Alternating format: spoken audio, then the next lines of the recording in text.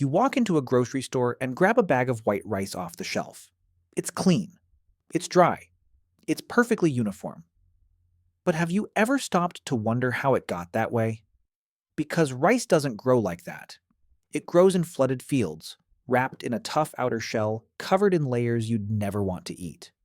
So how does a plant that thrives in mud and water end up as the neat, cook-ready grains sitting in your pantry? The answer involves thousands of years of human ingenuity, some surprisingly clever engineering, and a process so precise that even one misstep can ruin the entire harvest. Let's start at the very beginning. Rice is a grass. Specifically, it's a grain from a plant called Oryza sativa. And unlike wheat or corn, rice has a unique superpower. It can grow in standing water. This isn't just a quirk, it's actually rice's survival strategy. Most weeds and pests can't handle flooded soil.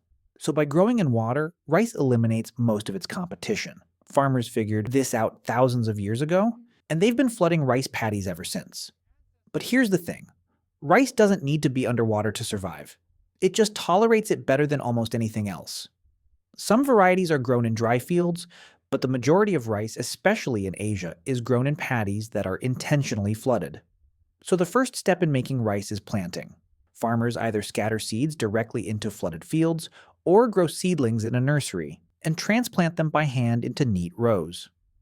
Once planted, the paddies are kept flooded for most of the growing season.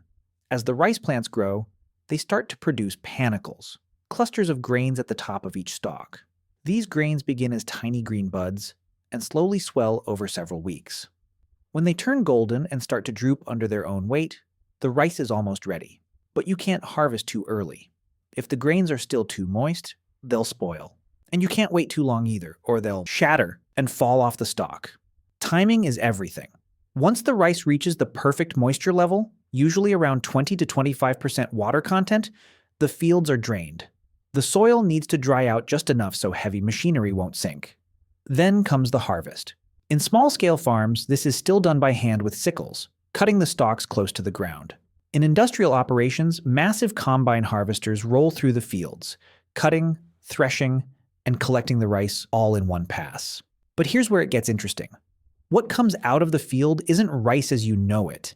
It's called paddy rice, and it's completely inedible. Each grain is encased in a hard, silica-rich husk. If you tried to cook it, you'd just end up with a pot of woody, indigestible shells. This husk protects the rice during growth, but now it has to come off. That's where milling begins. The first step is called dehusking, or dehuling. The paddy rice is passed through rubber rollers that squeeze and crack the husk without crushing the grain inside. The husks are blown away, and what's left is brown rice. And yes, this is actual brown rice, the kind you can buy at the store. It still has the bran layer intact, a thin, nutrient-rich coating that gives it that tan color and slightly nutty flavor. But most rice doesn't stop here. To make white rice, the bran has to be removed. This happens in a process called whitening or polishing. The brown rice is passed through abrasive rollers or spinning discs that gently scrub off the bran layer. This is where rice loses most of its fiber, vitamins, and minerals. But it also becomes softer, cooks faster, and lasts much longer in storage. White rice can sit in your pantry for years without going rancid. Brown rice, because of the oils in the bran, spoils much faster. After polishing, the rice goes through a series of sorting machines. Broken grains are separated out. Discolored or damaged kernels are removed. What's left is graded by size and quality. In some countries, white rice is then enriched. Because polishing strips away so many nutrients, manufacturers spray the grains with a coating of vitamins like thiamine, niacin, and iron. That's why some rice packages tell you not to rinse it. You'd be washing off the nutrients.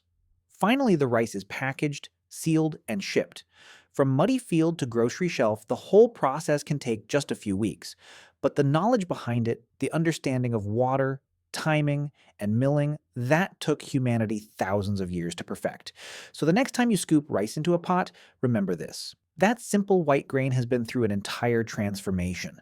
It started as a plant that grew in a flooded field, protected by a shell harder than wood, and stripped down layer by layer until only the soft, starchy core remained. Rice isn't just grown. It's carefully engineered one grain at a time.